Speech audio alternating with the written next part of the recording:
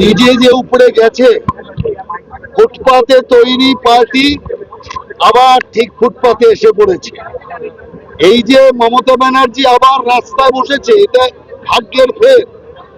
কারণ যে বাংলা সর্বনাশ করেছে তার বাংলাতে গদিতে থাকার আর কোনো অধিকার নেই। সেই কারণের জন্য ফুটপাতে তৈরি তৃণমূল কংগ্রেস আবার ফুটপাতে বিলীন হয়ে যাওয়ার অবস্থায় চলে এসছে। অতএব যে কাকে উপড়াবে, আগে নিজেকে সামলাক, তারপরে কেন্দ্রীয় সরকারকে উপড়াবে। কংগ্রেসকে এতদিন অবজ্ঞা করত, স্পিকারের বিরুদ্ধে কংগ্রেস অনাস্থা এনেছে।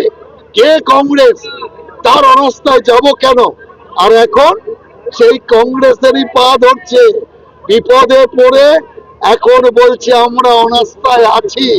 অর্থাৎ বিপদ যে সামনে, খড় কুটা ধরে বাঁচার চেষ্টা করছে মুখ্যমন্ত্রী। সেই কারণে আমি বলি এই অযোগ্য সরকারের পরিবর্তন হবেই। আজকে রাষ্ট্রপতির সাথে যে অভব্য ব্যবহার হয়েছে, রাষ্ট্রপতিকে অপমান করেছে, অতএব অবিলম্বে এই সরকারের বিরুদ্ধে কঠোর ব্যবস্থা নেওয়া দরকার।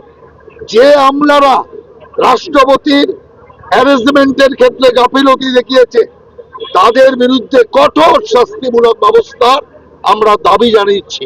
রাষ্ট্রপতিকে অপমান করা মানে রাষ্ট্রপ্রধানকে অপমান করা। আর রাষ্ট্রপতি যেহেতু আদিবাসী জনজাতিভুক্ত মহিলা, স্বাভাবিকভাবে আদিবাসী জনজাতিদের অপমান করেছে। তাই আমি আদিবাসী জনজাতি মানুষের কাছে আবেদন জানাবো, আপনাদেরই প্রতিনিধিকে এইভাবে অপমান করার বিরুদ্ধে আপনারা রুখে দাঁড়ান। এই সরকারের এমন হালত করুন যাতে আর কোনোদিন এই জাতীয় অবব্য ব্যবহার করতে সাহস না পায়। অন্য কিছু থাকলে বলুন। সোমবার দিন ইলেকশন কমিশন সমস্ত বিজয়ী প্রার্থীদের তাদের সার্টিফিকেট দেবে। অতএব আমাকেও সেখানে সার্টিফিকেট দেওয়ার জন্য ডেকেছে। 3টের সময় তাদের সবাইকে সার্টিফিকেট দেবে যারা নির্বাচনে দাঁড়িয়েছিল রাজ্যসভার। আমিও একজন আছি, আমিও 3টের সময় হাজির থাকবো সার্টিফিকেট নেওয়ার জন্য। যুবসাথী আজকে থেকে টাকা দেওয়ার কথা ঘোষণা করেছে, কেন এগোলো বারবার যুবসাথী?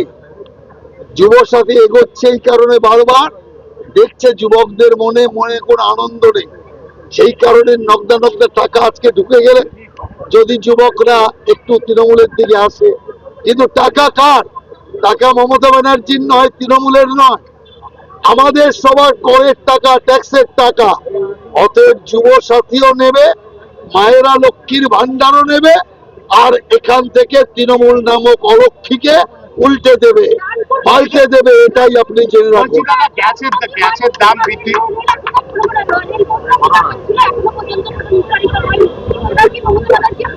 জমি জটে সমস্তটা আটকে আছে।